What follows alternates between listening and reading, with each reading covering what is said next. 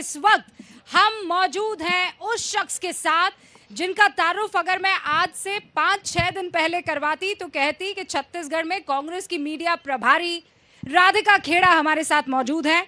लेकिन आज राधिका के गले में बीजेपी का पटका है। बीजेपी की सदस्यता राधिका खेड़ा ले चुकी हैं, लेकिन इसके पीछे एक बड़ी कहानी है, एक लंबी जंग है और इसीलिए राधिका हमारे साथ यहाँ मौजूद है। बहुत सीधा सा सवाल, ऐसा क्यों किया आपने? रूबिका जी, 17 साल की उम्र से मैं जिस पार्टी और विचारधारा से जुड़ी हूँ और मैंने अपना पूरा जीवन, मैंने आज तक कॉलेज की पढ़ाई के बाद और कुछ नहीं किया, 24 घंटे सिर्फ पार्टी की सेवा करी और दिल्ली में नहीं, हर जगह जाके जहाँ वो भेजते थे वहाँ काम करते थे और पार्टी के दफ्तर को हमेशा अपना मंदिर माना। मुझे लोग बोलते थे, परिवार वाले, दोस्त, कि मत रहो कांग्रेस में, ये बिल्कुल ही हिंदुओं के विरोधी है, ये बिल्कुल ही राम मंदिर के विरोधी है, तुम घुट जाओगी यहाँ पे। मैं मानती नहीं थी, क्योंकि जिस पार्टी के सबसे बड़े नेता महात्मा गांधी जी हर दिन की अपनी शुरुआत, हर सभा की शुरुआत रघुपति राघव राजा राम से करते थे, वो पार्टी कभी भी हिंदू विरोधी कैसे हो सकती है, किसी भी धर्म की विरोधी कैसे हो सकती है? तो हम तो सेक्युलर लोग थे, संविधान जिन्होंने बनाया बाबा साहेब अम्बेडकर जी की पार्टी है, तो हम कैसे सेक्युलर नहीं हो सकते? लेकिन जिस दिन प्राण प्रतिष्ठा हुई उस दिन मेरे घर में सुंदरकांड का पाठ हुआ और उसी दिन ये सिलसिला शुरू हुआ। और लगातार जिस तरीके से मुझे टॉर्चर किया गया, बोला गया कि तुम क्यों ये फोटो लगा रही हो, क्यों जश्न मना रही हो, मुझे लगा ऐसे ही शायद मजाक में बोल रहे हैं। कांग्रेस के राष्ट्रीय अध्यक्ष जी के बेटे वो लगातार हिंदू धर्म को गाली देते थे, लगातार सनातन धर्म को गाली देते थे। तो मैं अपनी आवाज़ उठाती थी और बोलती थी ये गलत है और पार्टी को इस लाइन पे नहीं जाना चाहिए। फिर डीएमके के साथ गठबंधन के साथी जो थे वो गाली देते थे, सपा के देते थे और मैंने कई बार ये सोशल मीडिया पे लिखा भी और मुझे बोल दिया गया अब तुम डिबेट पे नहीं जाओगी, तुम बहुत ज़्यादा हिंदू हिंदू करती हो। अगर किसी भी धर्म के लिए अच्छा बोलना और किसी और धर्म को नीचा नहीं दिखाना हिंदू हिंदू करना है, कोई कैसे ज़्यादा हिंदू या थोड़ा हिंदू हो सकता है मैं नहीं जानती। लेकिन आप पर यह आरोप लग सकता है कि आपने पार्टी से दगा किया, आपने बुरे वक्त में पार्टी की नाव को छोड़ दिया। अब आपको कह सकते हैं कि आप बीजेपी की गोद में जाकर बैठ गए, जैसा आप कभी आरोप लगाया। रूबिका जी, मेरे हाथ पकड़िए, देखिए कितने ठंडे पड़े हुए, खुद देखिए। आपको पता है 30 तारीख को शाम को कांग्रेस पार्टी के मुख्यालय में छत्तीसगढ़ में मैं 6 बजे का समय था, इसी टाइम का समय था, वहाँ के जो मीडिया के चेयरमैन है सुशील आनंद शुक्ला, उनके कमरे में गई चर्चा करने की कल की क्या रणनीति होगी। उस आदमी ने मुझे इतनी गंदी गंदी गालियां देनी शुरू करी। क्यों?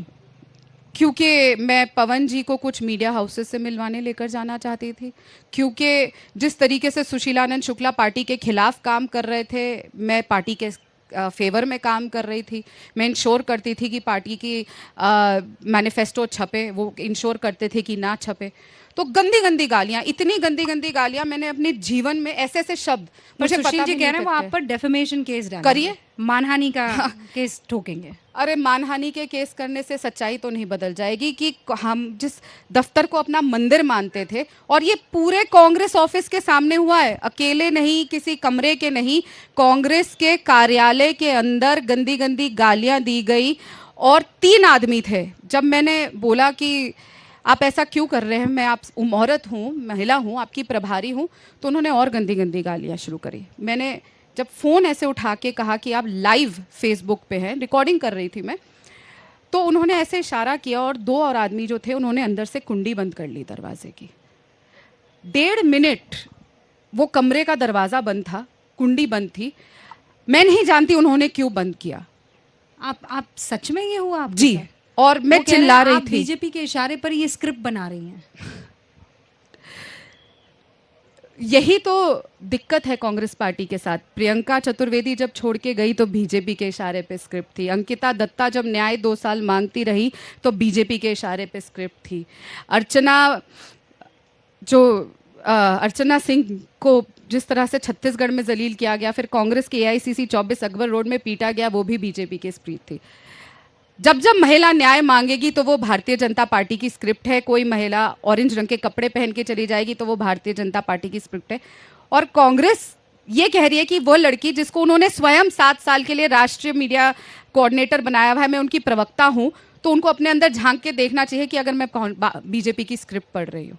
मैं आज आपके माध्यम से पूछना चाहती हूँ सोनिया गांधी जी से, राहुल गांधी जी से, प्रियंका गांधी जी से, खड़गे जी से, जयराम रमेश जी से, पवन खेड़ा जी से, सचिन पायलट जी से और भूपेश बघेल जी से कि किसने वो स्क्रिप्ट लिखी जिसमें मुझे गंदी गंदी गालियां दी गई, किसने वो स्क्रिप्ट लिखी जिसमें 3 आदमियों ने अंदर से कुंडी बंद कर दी, मैं चिल्लाती हुई भागती हुई सीढ़ियों से फर्स्ट फ्लोर से नीचे महामंत्री के कमरे में गई, वहां पे रोई। वो वीडियो मैंने तो बनाया नहीं जो मीडिया में आया मेरा रोता हुआ, किसी और ने बना के डाला है हमने।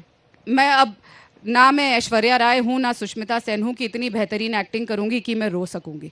किसी ने आपसे बात नहीं की?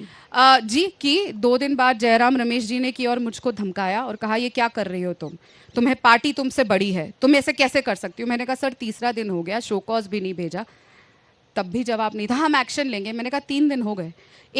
मैं सही बात बताऊं तो पूरी कांग्रेस पार्टी में किसी की रीढ़ की हड्डी नहीं है सिवाय एक आदमी के, पवन खेड़ा जी के, जिन्होंने कोशिश करी। वो मुझसे मिलने आए मेरे होटल पे और मैं बहुत जिम्मेदारी से बता रही हूँ ये बात। उनको हर इंसान ने, मैं तो कांग्रेस ऑफिस में थी नहीं कि कल को कहेंगे कि मैं किसी को कल को ये भी इल्ज़ाम लग जाएगा कि ये मैंने बोला है कि ऐसे बोलो। तो पवन खेड़ा जी स्वयं गए और उन्होंने खुद आके मुझे बोला कि एक एक जने ने उस पार्टी ऑफिस में बताया है कि किस तरीके से मेरे साथ बदतमीजी हुई, मुझे अंदर बंद किया गया और मेरी क्या हालत थी। जब मेरे को आज न्याय की जरूरत थी तो सबने चुप्पी साध ली। कहाँ है आज सुप्रिया श्रीनेट जो बड़ी बड़ी प्रेस वार्ता करती है और कह रही है राम मंदिर जाने से किसी ने नहीं रोका। मैं चाहती हूँ इस पर हम इस बातचीत को और आगे ले जाएं, चूंकि वक्त की कमी है। मैं आपसे इजाजत लूंगी। अपना ख्याल रखिएगा। बहुत बहुत शुक्रिया।